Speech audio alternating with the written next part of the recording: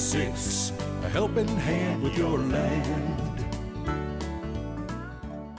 Neil from Essex here, out today to do your 3-Minute Thursday. Today we're going to have a short conversation about tractor and equipment theft and some of the things that you can do to prevent it.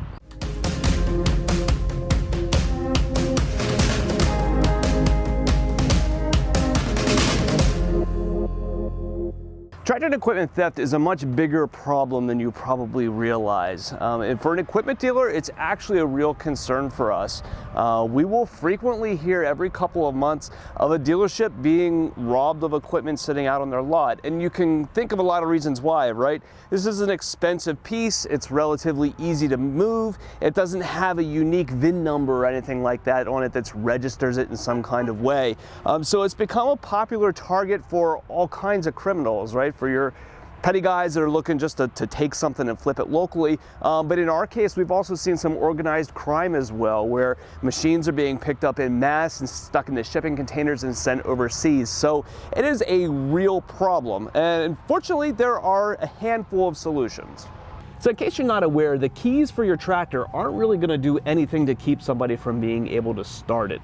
Most manufacturers are going to have about a half a dozen keys or so. They're going to start most every piece of equipment that they make. So not having the keys does really nothing for you.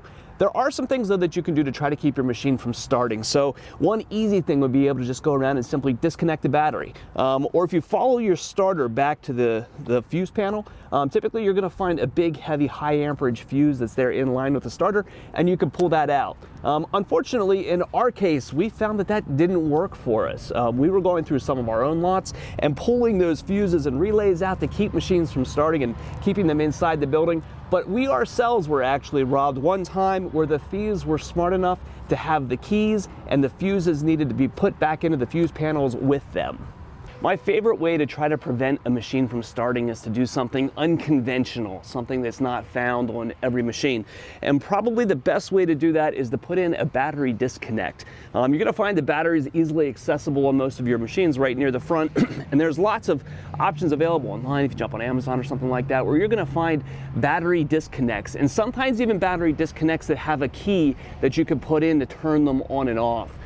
We've gone for some customers that are going to have their machines in high-risk areas and hidden the disconnect like that somewhere underneath the hood or the floor panel or somewhere underneath the machine where you're not easily going to see it and expect it. But just the fact that it's different, that it's not on a standard everyday machine that a thief might be familiar with, is going to put you one step ahead. Another electrical solution that's already in place on your machine would be the variety of safety switches that are on your tractor. So you're going to have some underneath the seat, on your range select levers, your PTO levers, all kinds of different places to make sure that your machine isn't going to start driving forward when you start it. And every one of those switches is going to disable the tractor in some fashion. So again, it'd be a really easy place to go through and say, find one of those switches and maybe unhook the wires to it to disable the machine and make sure it's not going to start. Typically been our experience that thieves are not apt to load up a piece of equipment from the place that it's sitting at. If they're going to steal a machine, usually they're going to get on it and start it and drive it somewhere off the property or to another location where it's not completely obvious that they're loading up something that doesn't belong to them. Some guys have chosen to stop their machine from being able to make that trip by putting an additional shutoff on a fuel line. So if you track the line from your fuel tank back to your engine and look for where your filters are, you're going to find there's usually a simple rubber hose that would be really easy to cut and splice an additional on-off valve in line with it. Those are little parts that you can pick up that would be a really inexpensive way to make sure it doesn't at least get very far.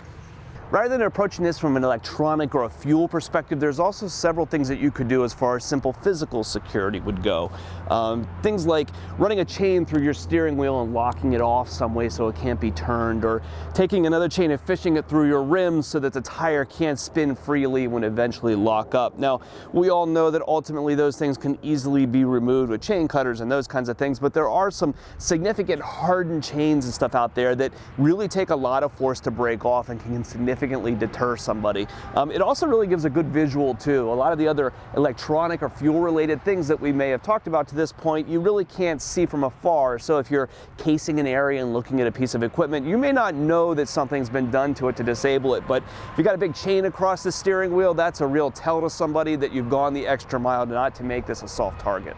So fundamentally, while we have a lot of deterrents and things that you could do to make yourself not a soft target, there is nothing that's going to stop a determined criminal.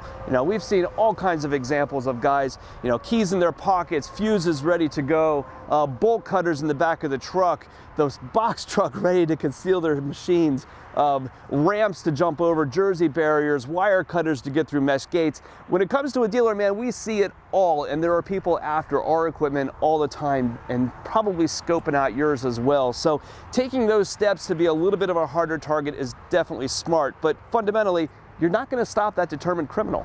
So things like keeping your machine insured, whether it's a homeowner's policy that you have or you use Kubota's K-TAC program, it really is your fallback, right? Unfortunately, that's kind of the reality.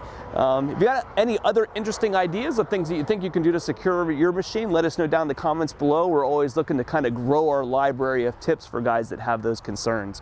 If you have any parts, service, or sales needs for your equipment, give us a call at Messix, 800-222-3373, or online at Messix.com.